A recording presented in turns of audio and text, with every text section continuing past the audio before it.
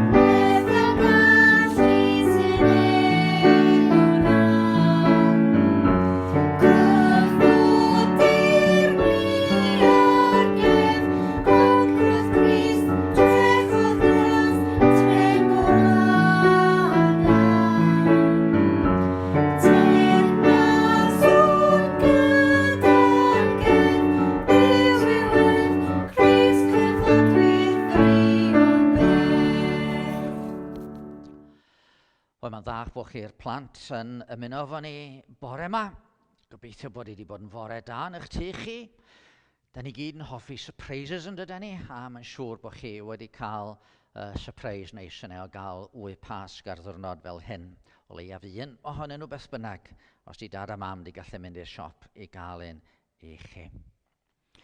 Wrth feddwl am surprises, o'n i'n meddwl am ffilm, dwi'n siŵr bod ambell un o'ch chi wedi gweld y ffilm yma. Y ffilm oedd Peter Rabbit, oedd o allan, dwi'n meddwl, llynedd.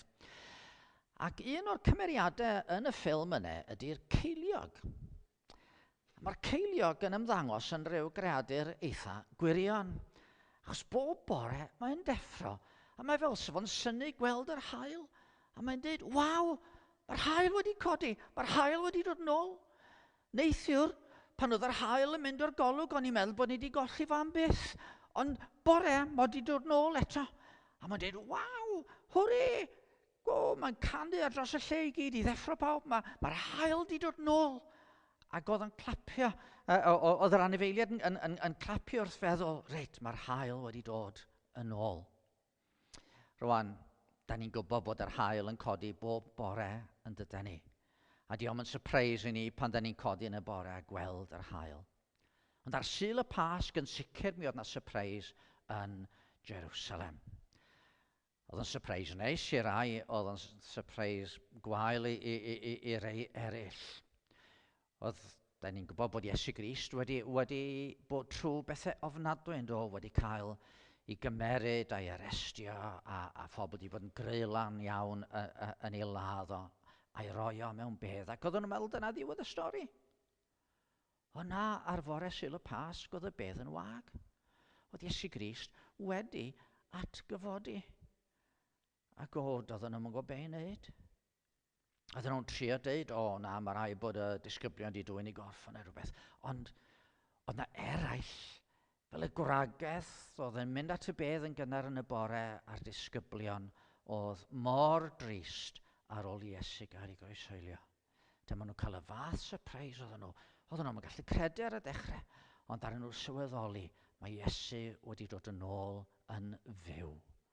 A dyna'r newydd da, da ni'n meddwl amdano fo heddiw. Felly gobeithio byddwch chi hefyd yn llawen, nid jyst o galw i Pasg, ond hefyd yn llawen o gofio fod Iesu heddiw yn fyw.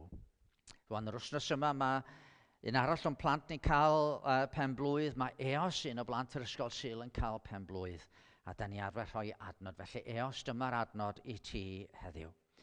O Efengel Ioan, pennod 11 ac adnod 25. Dywedodd Iesu wrthi, my fi yw'r atgyfodiad a'r bywyd. Dysga di'r adnod yna a bydd o'n help i ti. Dywedodd Iesu wrthi, my fi yw'r atgyfodiad a'r bywyd. Da ni am ddarllen rwan hanes y diwrnod rhyfeddol hwnnw o Efengil Mathew. Da ni'n darllen ar benod olaf yn Efengil Mathew. Pennod 28. A dyma fel da ni'n darllen. Ar ôl y saboth, y dydd cyntaf yr wythnos ar wawrio, daeth Mair Magdalen a'r fair arall i edrych ar y bedd. A byd ei argryn mawr. Daeth angel yr arglwydd i lawr o'r nef ac aeth at y maen a'i dreiglo i ffwrdd ac eistedd arno. Roedd ei wedd fel mellten a'i wisg yn wyn fel eira. Yn ei dychryn o'i weld, crynodd y gwarchodwyr, eithant fel rhai marw. Ond llefarodd yr angel wrth y gwragedd. Peidiwch chi ag ofni, meddai. Gwn mae ceisio Iesu a groeshoeliwyd yr ydych. Nid yw ef yma, oherwydd y mae wedi gyfodi fel y dywedodd y byddai. Dewch i weld y man y lle bu'n gorwedd. Ac yna ewch ar frys i ddweud wrth i ddisgyblion, mae wedi gyfodi oddi wrth y meirw, ac yn awr y mae'n mynd o'ch blaen chi i Galilea, yno gwelwch ef. Dyna fy neges i chi. Eithant ymaith ar frys oddi wrth y bedd mewn ofn a llawenydd mawr, a rhedeg i ddweud wrth ei ddisgyblion. A dyma Iesu'n cyfarfod â hwy a dweud, henffych well. Eithant ato a gafael yn ei draed i waddoli, yna meddai Iesu wrthynt, peidiwch ag ofni. Ewch a dwedwch wrth fy mrodyr am fynd i Galilea ac yno fe'n gwelan ti. Tra oedd y gwragedd ar ei ffordd, dyma rai o'r gwarchodlu yn mynd i'r ddinas ac yn dweud wrth y prif offeiriad am yr holl bethau ddigwyddodd. Ac wedi iddynt ymgynnull gyda'r henuriad ac ymgynghori, rhoesant swm sylweddol o arian i'r milwyr gan ddeud wrthynt, dywedwch fod ei ddisgyblion ef wedi dod yn y nos i ladrata, tra roeddech chi yn cysgu. Ac os daw hyn i glyw y rhaglaw, fe perswadio ni ef, a sicrhau na fydd rhaid i chi bryderu. Cymerodd y milwyr yr arian, a gwneud fel y cawsant eu cyfarwyddo, teunwyd y stori hon ar led ymysg Iddewon hyd y dydd heddiw. A daeth yr un disgybl ar 10 mynydd i Galilea, lle trefnodd Iesu iddynt fod. A phan welsant ef, a ddolasant ef, bod rhai yn amau. A daeth Iesu atynt a llefaru wrthynt. Rhoddwyd i mi, meddai, bob awdurdod yn y nef ac ar y ddaear. Ewch gan hynny, ac yn ewch ddisgyblion o'r holl genhedloedd, gan ei bedyddio hwynen o'r tad, a'r mab, a'r ysbryd glân. A dysgyddynt gadw'r holl orchmynion a roddais i chi. Ac yn awr yr rwy fi gyda chi yn wastad hyd ddiwedd amser.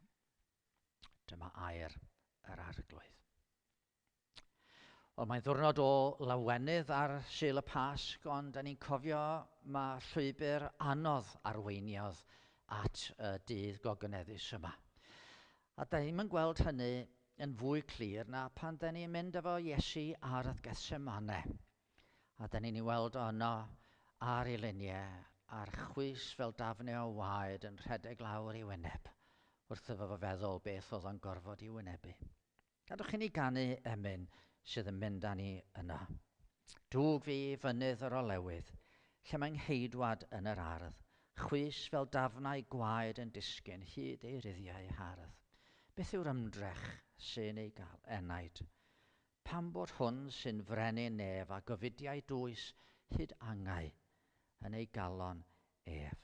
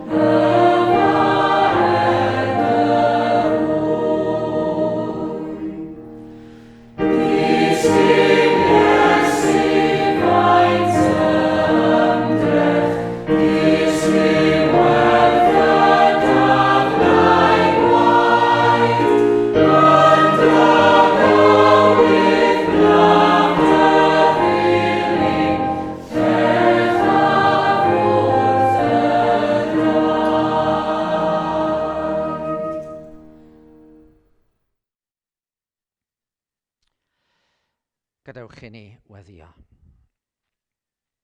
Arglwydd wrth droi ata ti ar y fore newydd, da ni yn ymuno efo Cristnogion ar hyd a lled yn byd ni heddiw i ddatgan yr Iesu a gyfododd, fe gyfododd yn wir.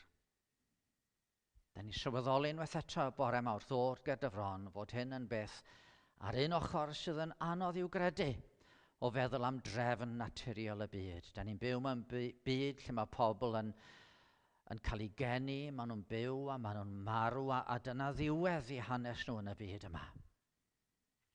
Ac eto, da ni'n diolch i ti fod Crist wedi dod i gymryd ymaith golyn marwolaeth, i fod wedi dod i roi gobaith i ni sydd efallai'n byw mewn ofn marwolaeth a mewn cyfnod fel yma. A mae wedi dod o arglwydd yn Duw mwyn concro marwolaeth. A dyn ni'n diolch fod yr hanes wedi i drosglwyddo i ni fel yn bod ni'n gallu edrych a gweld mae'r esboniad mwyaf rhesymol ar ddigwyddiadau Pasg hynny yn Jerusalem gymaint o amser nôl oedd fod y bedd yn wag a fod Crist wedi cyfodi. Diolch o arglwydd yn fawr am ei barodrwydd o i wynebu yn condemniad ni drosto ni ar y groes. Diolch yn fawr o Dduw Tad I fod y heb y ddal yn ôl, ond fod o wedi yfed y cwpan chwerw i'r gwaelod, ac wedi marw trosto ni. Ond diolch I fod o wedi cyfodi'n fyw y trydydd dydd yn gonquero'r angau, ac am fod fy Iesu'n byw hefyd fydd ei saint. Dyma'r gobaith I ni y bore yma, yn bod ni'n gallu ymddiried yn ddo a bydd o efo ni trwy'n bywyd a thrwy marwolaeth. A trwy hynny o Dduw Tad, fe gawn ni fod gyda thi am dragwyddoldeb mewn bendith a llawenydd mawr. Arglwydd, felly, da ni'n dod gyda bron mewn diolchgarwch, ond hefyd yn dod yn ymwybodol bod ni ar hyn o bryd yn y byd yma lle mae poen yn reality, a lle mae gofid yn dod yn agos ato ni gyd. Felly, da ni'n gofyn o Dduw Tad, wneud I eto gofio'r byd a'i flinderau. Wneud I ddod at bobl heddiw sydd yn gofidio, a wneud I cyfeirio nhw at y cysur sydd i'w gael yn yr arglwydd Iesu Grist. Unwaith eto heddiw, da ni'n cyflwyno I ti y rhai yn y wlad yma ac mewn man eraill yn y byd sy'n brwydro I ofalu am rai sy'n dioddau oherwydd yr haint sydd wedi ymledu trwy'r byd. Da ni ddiolchgar o Dduw Tad am bawb sydd yn ymroi I wirfoddoli neu I weithio I gadw pethau'n mynd yn y wlad ac I ofalu am y cleifion. Da ni hefyd o Dduw Tad yn cyflwyno I ti rhai sydd mewn galar ar hyn o bryd oherwydd bod nhw wedi colli rhai i'r haint. Arglwydd gad I obaith y Pasg dreiddio i'w calonnau nhw. Gad iddyn nhw gael cysur o droi ata ti. A'r bore yma helpa ni eto I weld yn yr hen hanes yr hyn sydd yn lawenydd mawr I ni heddiw. Gad i'r gair yma heddiw fod yn air o fendith I ni. Amen. Wel, cyn troi at y Beibl a hanes y Pasg, gadwch I ni ganu efo yn gilydd. Heddiw cododd Crist yn y fyw. Halleluia. Llawen ddydd o foliant yw. Halleluia. Dioddefodd angau loes. Halleluia. Ein prynu ar y groes. Halleluia.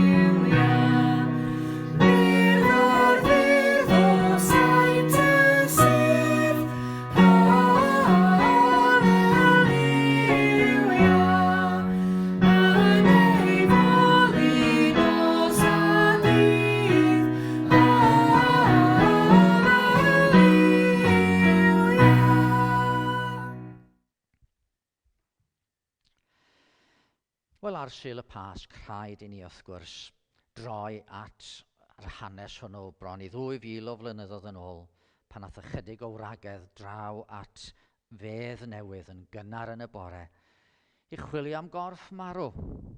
Ac yn lle hynny, lle roedden nhw'n bwriadu talu'r gymwynas olaf megis un oedd wedi golygu popeth iddyn nhw.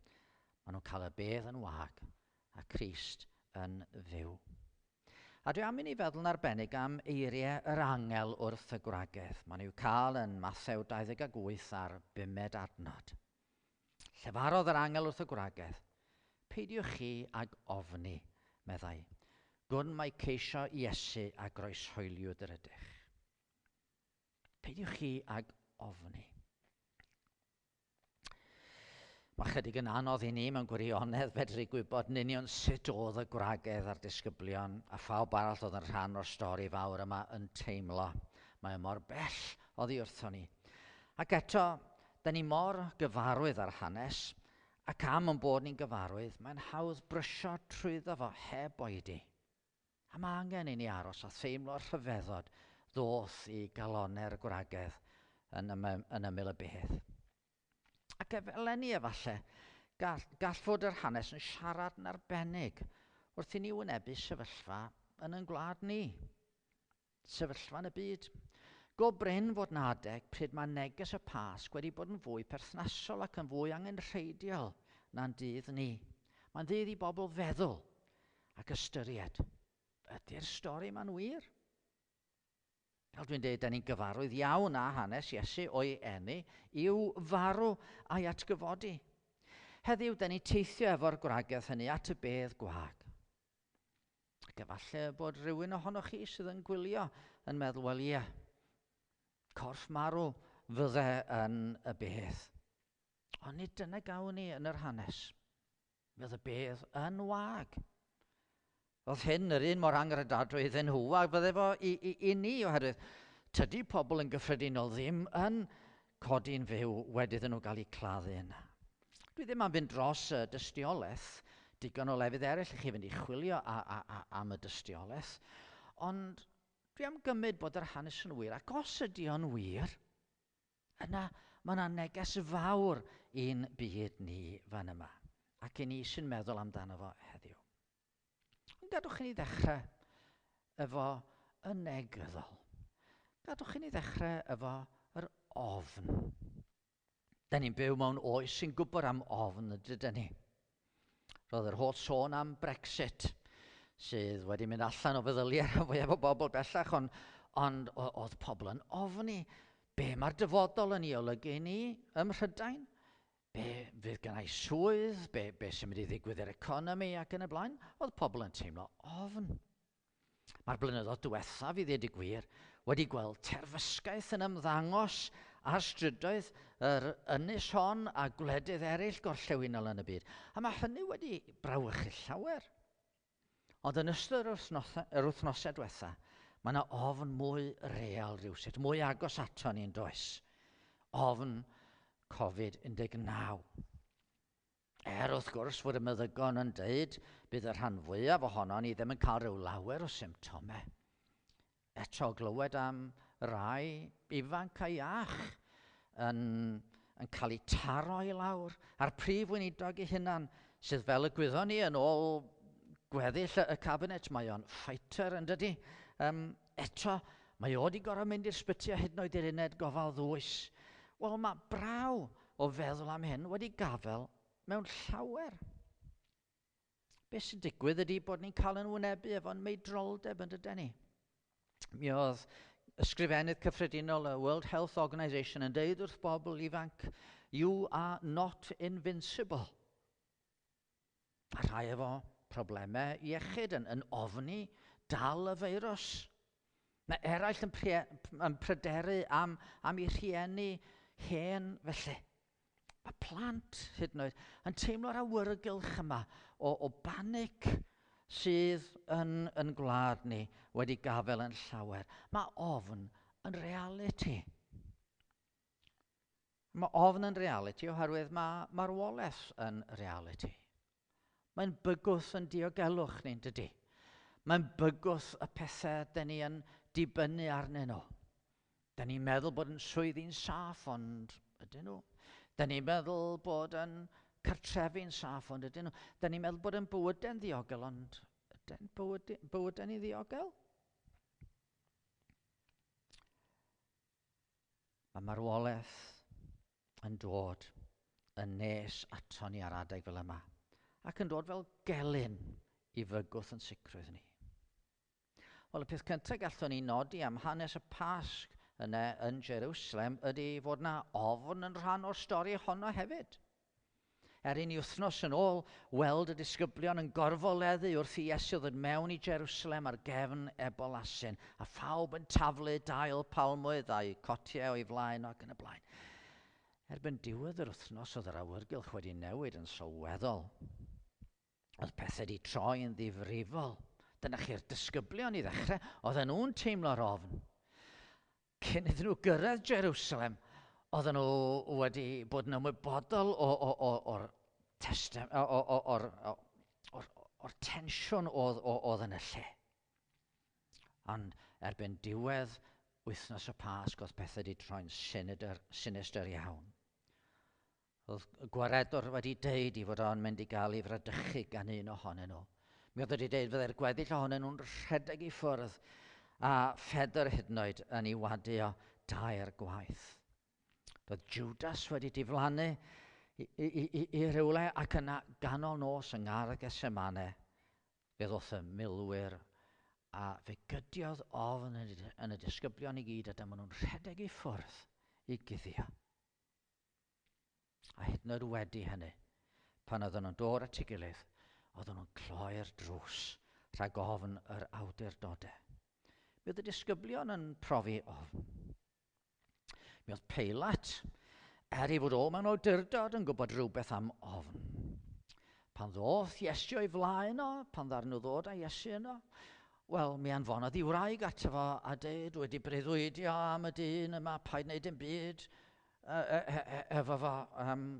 Dwi wedi cael rhyw hunlle wrth feddwl am beth sy'n digwydd i'r dyn yma. A mi oedd Peilat yn gradur oedd yn credu'n y pethau yma. Rhywsut fod ffawd ar waith trwyddyn nhw. A wedyn, pan ddaru'r prif offeiriad ddeud fod Iesu wedi deud bod o'i hunan yn fab Duw, wel, pan glywodd Peilat y gair hwn, ofnodd yn fwy byth. Mi oedd Peilat mewn awdurdod, ac eto'n teimlo ofn. Ac hyd yn oed wedi i Iesu gael ei ladd a'i gladdu, oedd y Sanhedrin a'r prif offeiriad yn ofni. Tranoeth, da ni'n darllen y dydd ar ôl y paratoad, daeth y prif offeiriad a'r Phariseaid ynghyd at Peilat a dweud, Syr, daeth hi'n cofod y twyllwr yma pan oedd eto'n fyw wedi deud ar ôl tridiau fe'n cyfodir. Rho'r chymyn i'r bedd gael ei warchod yn ddiogel hyd y trydydd dydd. Beth sy'n digwydd fan yma? Rhag i'w ddisgyblion ddod a'i ladrata a dweud wrth y bobl y mae wedi gyfodi oddi wrth y meirw, felly bod y twyll olaf yn waeth na'r cyntaf. Oedden nhw'n ofni. Ac yn y bore, byd argryn mawr, daeth angel yr arglwydd i lawr o'r nef, ac aeth at y maen a'i dreiglo i ffwrdd ac eistedd arno, roedd ei wedd fel mellten a'i wisg yn wyn fel eira, ond mae'n siŵr bydde hynny'n codi dychryn. Yn ei dychryn o i weld crynodd y gwarchodwyr ac eithant fel rhai marw. Dros ryfedd bod y gwragedd braidd yn ofnus wrth iddyn nhw ddod yn gynnar yn y bore at y bedd. Mae ofn yn reality. A falle'n bod ni heddiw yn teimlo rhywfaint o bryder, rhywfaint o ofn yn calanau wrth feddwl am yn sefyllfa ni. Ond rwan, mae'r angel yn deud rhywbeth wrth y gwragedd. Does dim rhaid i bawb ofni.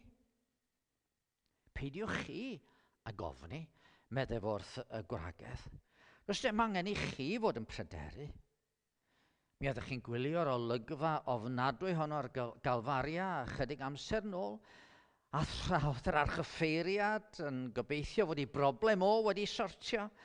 Roedd eich gobaith chi'n diflannu ymaith fel tywod trwy'ch dwylo. Oeddech chi wedi gobeithio mae Iesu o Nazareth oedd yr ateb i'ch angen dyfnaf fod o'n mynd i ddod a fel y Meseia roedd Duw wedi ei addo. Ond mi roddodd dydd Gwener y groglith Wel, mi roddodd y gnoc farwol i'r syniad yma'n do. Mae marwolaeth yn elyn mor greulon. Mae'n gwahanu pobl, mae'n dwyn nhw allan o'n cyrraedd ni. Ac oeddech chi'n meddwl bod Iesu wedi cael ei ddwyn allan o'ch cyrraedd chi. Ond peidiwch ag ofni, medde'r angel wrthyn nhw. Peidiwch ag ofni. Sut fedra ddeud hyn wrthyn nhw? Wel, yn gyntaf, sylwch wrth bwy mae yn deud. Mae'n deud wrth y gwragedd a mae'n deud, gwn mae ceisio Iesu a groeshoeliwyd yr ydych. Does dim angen i neb sy'n ceisio Iesu ofni. Mae'n wir fod y gelynion fel pe bydden nhw wedi cael y gorau arno fo, ac yntau wedi ladd mewn ffordd greulon a chywilyddus. Mae'n wir fod y gwragedd yn ceisio Iesu marw yn y bedd. Ond mae'r un ddywedodd my fi yw'r atgyfodiad a'r bywyd wedi atgyfodi. Mae o yn fyw. Nid yw ef yma oherwydd mae wedi gyfodi fel y dywedodd y byddai. Dewch i weld y man lle bu'n gorwedd ac yna ewch ar y frys i ddeud wrth ei ddisgyblion. A mae wedi gyfodi oddi wrth y meirw. Ond fel dwi wedi deud, fydde llawer yn cael hwn yn angredadwy a mae llawer yn meddwl mae jyst yw stori ydy hyn. Sut fedre rhywun atgyfodio'r bedd wedi marwolaeth mor greulon? Wel, oedd i'r un mor anodd i'r disgyblion a'r gwragedd yma gredu. Ond tydi deud fod rhai wedi gwneud stori'r atgyfodiad i fyny, diom yn ddigon da, diom yn ffitio efo'r ffeithiau pan da ni'n edrych ar beth ddigwyddodd wedyn. Edrychwch ar y dystiolaeth. Pwy fydd yn well gynnwch chi gredu? Disgyblion oedd yn barod i farw dros y ffaith bod nhw'n arddel Crist atgyfodedig byw. Neu'r Sanhedrin a Peilat ddari gynllwynio yn gwybod bod Iesu'n ddiniwyd ond eto'n cynllwynio i gael o wedi i ladd. Yr unig eglurhad dros y bedd gwag ydy atgyfodiad llythrennol Iesu. So, peidiwch ag ofni os ydych chi'n ceisio Iesu. Yr ail beth, peidiwch ag ofni'r gelynion. Mi oedd yna elynion eitha, formidable ydy'r gair Saesneg yn Jerusalem, i rai oedd isio arddel Iesu. Oedd y Sanhedrin a'r archoffeiriad wedi dangos fel ag oedd nhw gyda grym i wrthwynebu. Ond y gelyn mwyaf ydy marwolaeth, ynde? Mae marwolaeth yn beth mawr iawn. A tydw i ddim am leihau'r gofid a'r galar mae rhai yn ei deimlo dyddi yma wrthwynebu diwedd i hoes o bosib neu wedi colli anwyliad. Ond mi ddydodd Iesu, peidiwch ag ofni rhai sy'n lladd y corff, ond na lladladd yr enaid. Ofnwch yn hytrach rhywun sy'n gallu dinistio'r enaid a'r corff yn uffern. Mae yna un sydd wedi concro marwolaeth. Iesu o Nazareth, y gair a ddaeth yn gnawd. Ac wrth ymddiried ynddo ef, bydd yr hwn a gyfododd Iesu yn addo eich cyfodi chithau hefyd i fywyd tragwyddol. Peidiwch ag ofni trefn Duw yn eich bywyd. Mi ddydodd yr arglwydd wrth y disgyblion ar y nos Iau cyn iddo fe gael ei fradychu. Mae gwraig mewn poen wrth esgor gan fod ei hamser wedi dod. Ond pan fydd y baban wedi eni, nid yw hi'n cofio'r gwewyr ddim mwy gan gymaint ei llawenydd fod plentyn wedi eni i'r byd. Felly chithau rydych yn awr mewn tristwch, oedden nhw mewn tristwch, mewn dryswch, achos bod nhw'n meddwl be ar y ddeiar sydd yn digwydd, mae'n harweinydd ni'n mynd i gael i arestio i ladd. Mae'n byd ni'n mynd i gael i droi ar ben i lawr.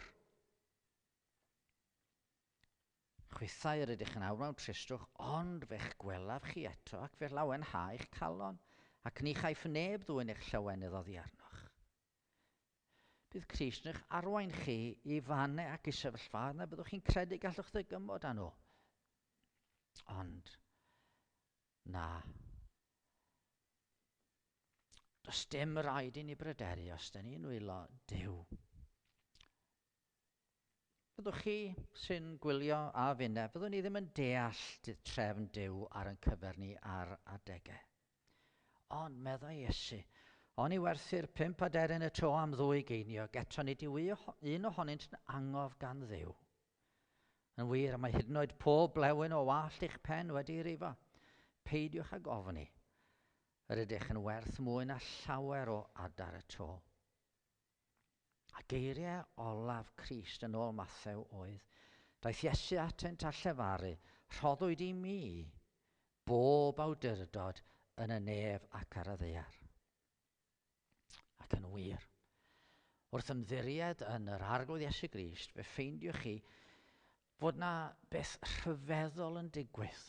Fyddwch chi'n ffeindio bod eich beiau wedi maddau, a fyddwch chi'n ffeindio fod yna nerth newydd ynoch chi wrth yr ysbryd glân ddod i fyw yn eich calonnau chi. Byddai'r hwn a gyfododd Grist oddi wrth y meirw yn rhoi bywyd newydd hefyd i'ch cyrff marwol chi trwy ei ysbryd sy'n ymgartrefu ynoch chi. Peidiwch ag ofni. Os dim eisiau i chi ofni, os da chi'n ymddiried yn yr arglwydd. Peidiwch ag ofni am dragwyddoldeb. Peidiwch ag ofni am y byd sydd i ddod. Un o'r pethau sy'n fwy o ddychryn am farw wedi fod rhaid i ni wynebu yn crewdwr a rhoi ateb am yn bywydau. Gosodwyd i ddynion ei bod i farw unwaith a bod barn i ddilyn, med y Beibl. Sut fedar neb ohonon wynebu hynny efo hyder? Fedrwn ni ddim yn sicr. Ond mae'r atgyfodiad yn rhoi ystyr i farwolaeth Iesu. Nid er i fwy ni hunan y daeth i lawr o'r nef, ond rhoi ei hun yn aberth dros eraill wnaeth efe.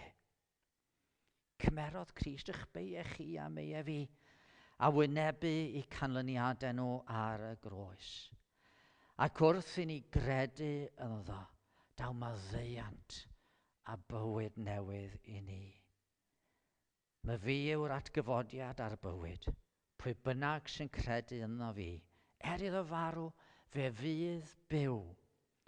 A phob un sy'n byw ac yn credu ynddo fi, ni bydd marw byth. Peidiwch ag ofni am dragwyddoldeb. Ac os da chi wedi cael sicrwydd o faddeuant Duw trwy Iesu Grist, peidiwch ag ofni deud wrth eraill. Rhoddwyd i mi bob awdurdod yn y nef ac ar y ddaear, meddai fo, ewch gan hynny a gnewch ddisgyblion o'r holl genhedloedd, gan ei bedyddio hwynen o'r tad a'r mab a'r ysbryd glân. Wrth i ni fynd, rhaid i ni beidio ofni oherwydd ewyllus Duw wedi bod ni'n rhannu'r neges yma, a bod eraill yn dod i brofi gras a maddeuant Duw, fel den ni'n cael ei brofi fo. A rwan, wrth gloi, dwi am nodi un peth. Peidiwch chi ag ofni, meddai yr angel wrth y gwragedd. Mae'n rhoi gorchymyn iddyn nhw. Dio ddim yn dweud peidiwch â theimlo'n ofnus. Ond be mae'n dweud yw peidiwch ag ofni. Peidiwch rhoi mewn i'r ofn yma da chi'n ei deimlo fo. Chi'n cofio Moses yn arwain y genedl trwy'r môr coch. Dywedodd Moses wrth y bobl, peidiwch ag ofni. Byddwch gadarn ac edrychwch ar y waredigaeth mae'r arglwydd yn ei rhoi i chi heddiw, oherwydd ni fyddwch yn gweld yr eithriad a welsoch heddiw byth mwy. Felly mae Moses yn estyn i wyalen dros y môr a thrwy'r nos gyrrodd yr arglwydd y môr yn ôl, a mae yna lwybr yn cael ei roed trwy ganol y tonell, llwybr ar dir sych i bobl gerdded trwad. Sut ydych chi'n meddwl oedd y bobl yn teimlo wrth gerdded ar hyd y llwybr yna? Mi fydd yna rai yn rhyfeddu at y wyrth fawr a fydden nhw, gret, dyma ni. Mi fydden nhw'n mynd efo'u pennau'n uchel. Rhyddid, da ni'n mynd trwy'r môr yma, oddi wrth fyddin yr eithriad. Mi fydda'n eraill falle'n reit ofnus, yn teimlo'n ofnus. Fydden nhw'n gweld y dŵr ar bob ochr, ac ydy'r tonau mynd i ddod nôl drosto ni rwan, a fydden nhw'n ofnus. Ond y peth pwysig oedd bod nhw ddim yn rhoi mewn i'r teimladau, bod nhw'n dal i gerdded ymlaen nes bod ni wedi cyrraedd yr ochr arall. Felly, efo ni, da ni'n mynd i gael pethau sy'n mynd i wneud i ni deimlo'n ofnus yn y byd yma.